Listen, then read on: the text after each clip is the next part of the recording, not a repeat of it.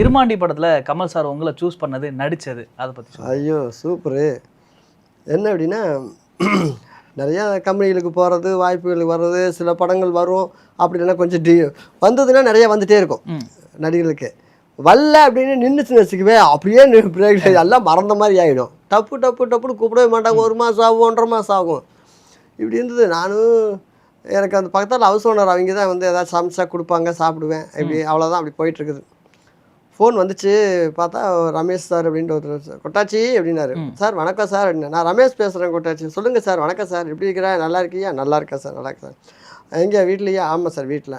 வரீங்களா ஆஃபீஸ்க்கு அப்படின்னாரு. எங்கே சார் ஆஃபீஸு அப்படின்னு. ஆழ்வார்பேட்டை வாங்க அப்படின்னாரு. ஆழ்வார்பேட்டையில் எங்கே சார்? கமலஹாசன் ஆஃபீஸ். நீங்கள் சார் சார் என்ன சார் அப்படின்ற இரு சார் அப்படின்ற.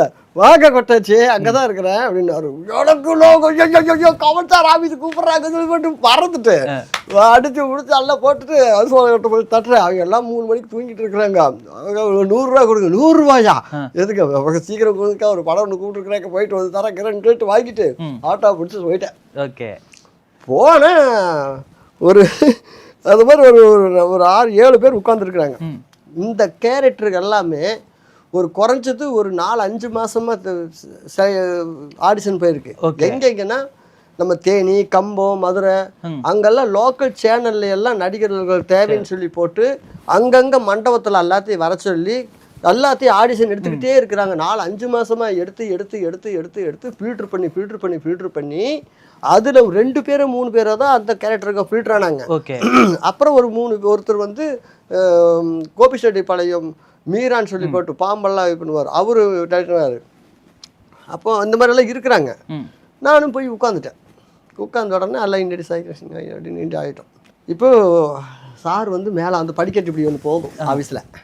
மேலே போனால் ஆஃபீஸு கமல் சார் பார்க்க போகிறோம், சந்தோஷம் அப்படியெல்லாம் இருக்கிறோம். இப்போது சார் கூப்பிட்றப்ப போங்க அப்படின்னாங்க. சரிங்கட்டோம். அப்போ அந்த இவர் இருக்கிறார், அதில் யார் தெரியுமா? ஜார்ஜ். இப்போ நிறைய படங்கள் பண்றாரு ஜார்ஜ். அவரு இருக்கிறாரு அந்த இதுல. ஓகே. ஜார்ஜ் இருக்கிறாரு.